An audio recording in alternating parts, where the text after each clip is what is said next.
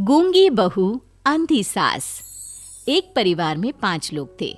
ओम प्रकाश, उनकी पत्नी सुमित्रा, बहू भावना, बेटा राहुल और एक थी उनकी बेटी प्रियंका। वैसे तो ओम प्रकाश और सुमित्रा के घर में सब कुछ ठीक ठाक था, लेकिन सुमित्रा की एक आदत थी। घर में कुछ भी गलत या सही हो तो वो किसी से कुछ नहीं कहती। और भावना स्वभाव की इतनी सीधी सादी थी कि अगर कोई उसके साथ गलत भी करता तो भी वो उसे कुछ नहीं कह पाती। इसी के चलते प्रियंका और राहुल घर में मनमानी चलाते रहते, क्योंकि घर को संभालने वाली औरतें इस तरह से रहती थी जैसे वो गूंगी और अंधी हो। माँ, मैं अपनी सहेलियों के साथ पिकनिक पर जा रही हूँ। ठीक है बेटा, चली जाओ। और मुझे आने में रात हो जाएगी, देर से ही आऊंगी मैं। अच्छा, कोई बात नहीं बेटा। अरे भावना, तुमको एक बार में समझ में नहीं आता क्या? नाश्ते में फिर से पराठे बना के रख दिए। कितनी बार तुमसे कहा है कि मेरे लिए ढंग का नाश्ता बनाया करो। ठीक है जी, आगे से ध्यान रखूंगी। अरे ये बहू से किस तरह से बात कर रहे हो तुम राहुल? अरे तो और क्या करूं पापा, इसको कही बात एक बार में समझ में ही नहीं आती। सुमित्रा, तुम अपने बेटे को समझाती क्यों नहीं? बहू से बात करने का ये क्या तरीका है? अरे जिसकी जैसी मर्जी आए करो, मुझे क्या। भावना बेटा, तुम भी तो कभी कुछ कहा करो। इस तरह क्यों सबकी बातें सुनती रहती हो? कोई बात नहीं पापा जी, सब ठीक है। रात को काफी देर तक प्रियंका घर नहीं आती और जब वापस लौट कर आती है तो एक लड़की के साथ बाइक पर बैठकर। सुमित्रा और भावना दोनों ही प्रियंका को लड़की के साथ देख लेते हैं। आज तो जोर से डांट पड़ने वाली है, लेकिन मैं डर क्यों रही हूँ? माँ तो सब कुछ देखकर भी अंधी बनी रहती है। और रही बात भाभी की, वो किसी को कुछ नहीं बताने वाली। कहने को भगवान ने आवाज दी है, लेकिन गूंगी है गूंगी। अरे प्रियंका बेटा, इतनी रात को कॉलेज से लौट कर आ रही हो? कहाँ गई थी तुम? पापा, वो सहेली के घर पर थी, पढ़ाई करने के लिए रुक गई थी। अच्छा, ठीक है, जाओ अपने कमरे में जाओ और सो जाओ। सुमित्रा ने अपनी बेटी को एक लड़की के साथ इतनी रात को आते देखकर भी उससे कुछ नहीं कहा और भावना ने भी इस बारे में किसी से कोई बात नहीं की। कुछ दिनों के बाद मामा जी का फोन आया था। उन्होंने प्रियंका के लिए कोई रिश्ता ढूंढा है। लड़के वाले उसे देखने आ रहे हैं।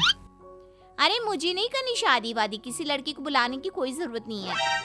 ये तुम क्या कर रही हो प्रियंका बेटा? तुम्हारी शादी की उम्र हो चली है और तुम्हारे मामा जी ने बहुत अच्छा रिश्ता बताया है। पापा, अब जिद क्यों कर रहे हैं? और आप क्यों मेरी मर्जी के खिलाफ शादी कराना चाहते हैं? अरे माँ, इसको समझाइए ना।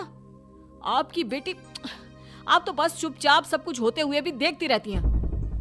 अरे तो क्या कहूँ, और मेरे कहने से क्या हो जाएगा? वैसे भी गलत क्या हो रहा है, सब कुछ सही तो है। भावना बहू, देखो तो प्रियंका हमारी बात नहीं समझेगी, लेकिन वो तुम्हारी हम उम्र है। क्या पता तुम्हारे कहने से उसे कुछ समझ में आ जाए। नहीं पापा जी, मेरे कहने से कुछ नहीं होगा। मैं प्रियंका को कैसे समझा सकती हूँ? वो ननद है मेरी, कहीं मेरी किसी बात का बुरा मान गई तो?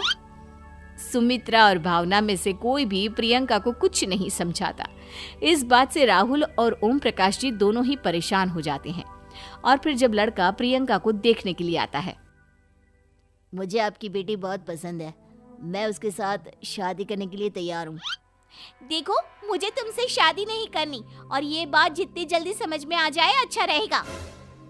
अरे तो फिर आप लोगों ने मुझे यहाँ बुलाया ही क्यों? माफ कर दो बेटा, वो हमारी बेटी जरा गुस्से में है, हम उसे समझाने की कोशिश करते हैं। हाँ, देखिए आप नाराज मत होइए, वो तो उसने बस ऐसे ही कह दिया होगा। अरे कोई ऐसे ही कुछ कहता है क्या? और ये आपकी पत्नी और माँ, ये दोनों इस तरह चुपचाप क्यों बैठे हैं, जैसे इस घर के मेंबर ही ना हो? आपके घर में सब कुछ ठीक तो है ना? अरे सब कुछ ठीक है बेटा। सुमित्रा, समझाओ ना अपनी बेटी को। अरे क्या समझाऊं, क्या होगा समझाने से? सब ठीक ही तो हो रहा है, गलत क्या हो रहा है? भावना, प्रियंका को अंदर लेकर जाओ और उससे समझाओ कि कितना अच्छा रिश्ता है। इतना अच्छा लड़का है, इस तरह से बिहेव ना करे। नहीं जी, मैं किसी से कुछ नहीं कह सकती जी। अरे अजीब परिवार है, मुझे तो यहाँ से निकलना पड़ेगा। इस तरह से तो आपकी बेटी की शादी किसी से नहीं हो सकती। जिसके घर की औरतें गूंगी और अंधी बनकर बैठ जाए, उस घर का कुछ नहीं हो सकता। ओम प्रकाश और राहुल सुमित्रा और भावना की हरकतों की वजह से बहुत परेशान हो जाते हैं। एक दिन वो दोनों आपस में बात करते हैं। पापा, समझ में नहीं आता कि भावना और माँ को कैसे समझाया जाए। सही कहते हो बेटा, तुम और मैं काम के सिलसिले में सारा दिन घर के बाहर रहते हैं और घर की दोनों औरतें जिन्हें सारा घर संभालना चाहिए गूंगी और अंधी बनकर बैठी हैं। पापा आप ही बताइए इसका क्या उपाय है। मेरी तो कुछ समझ में नहीं आता बेटा, लेकिन हमें कुछ तो करना पड़ेगा क्योंकि इन सब की वजह से प्रियंका बहुत ज्यादा बिगड़ती जा रही है। तुमने देखा उसे किस तरह से बिहेव किया था। अरे लेकिन पापा हम करेंगे क्या? हमें एक नाटक करना होगा। कुछ दिनों के लिए हम भी गूंगे और बहरे बन जाते हैं, उसके बाद इन दोनों औरतों को अकल आएगी। हाँ पापा, शायद आपकी बात ठीक है। हम दोनों हर बार बात को संभाल लेते हैं और इसी वजह से माँ और भावना कुछ भी करने की कोशिश ही नहीं करते। और फिर अगले दिन, भावना नाश्ते में क्या बनाया है? जी पराठे बनाए हैं। मेरे लिए पोहा बना दो। अच्छा जी ठीक है, अभी बना देती हूँ जी। बहू, नाश्ते में क्या बनाया है? पापा जी पराठे हैं और पोहे बन रहे हैं।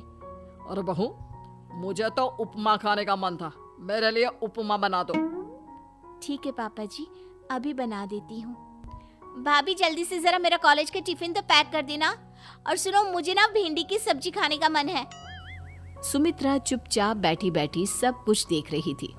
उसने किसी से कुछ भी नहीं कहा और ये देखकर भावना को मन ही मन गुस्सा आ रहा था, लेकिन वो किसी से कुछ नहीं कह रही थी। उसे लग रहा था कि ओम प्रकाश जी जो हमेशा उसकी साइड लेते थे वो भी आज चुपचाप बैठे हुए थे। शाम के वक्त प्रियंका अपने बहुत सारे दोस्तों को लेकर घर आती है और उधर दूसरी तरफ से राहुल भी अपने ऑफिस के दोस्तों को लेकर घर आ जाता है। प्रियंका अपने कमरे में तेज म्यूजिक चलाकर डांस करती है और राहुल अपने दोस्तों के साथ बैठकर जोर जोर से हंस रहा था। प्रियंका और राहुल मिलकर पूरे घर को अस्त व्यस्त कर देते हैं, लेकिन भावना उनसे कोई शिकायत नहीं करती और सुमित्रा जी भी चुपचाप बैठी रहती है।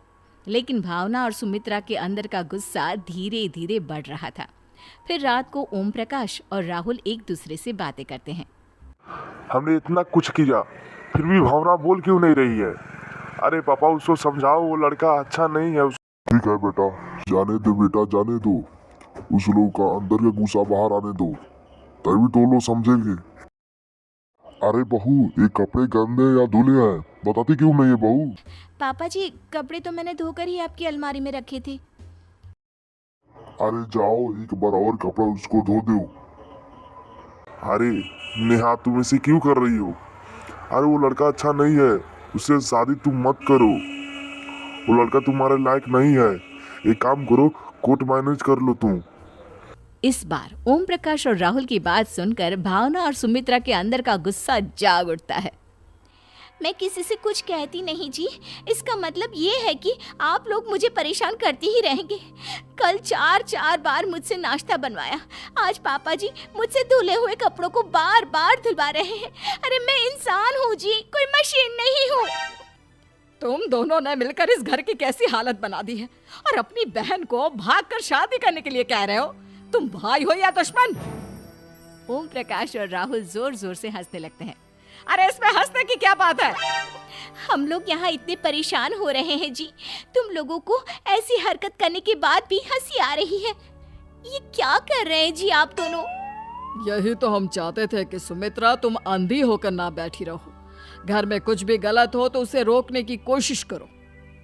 और भावना, तुम अपने साथ हो रहे गलत व्यवहार पर भी कभी मुंह नहीं खोलती। ये सही बात नहीं है। मैं चाहता था कि तुम्हारी भी जुबान खुले, तुम गलत बात का विरोध करो। गूंगी बहू और अंधी सास की ये जोड़ी इस घर में अब नहीं चलेगी।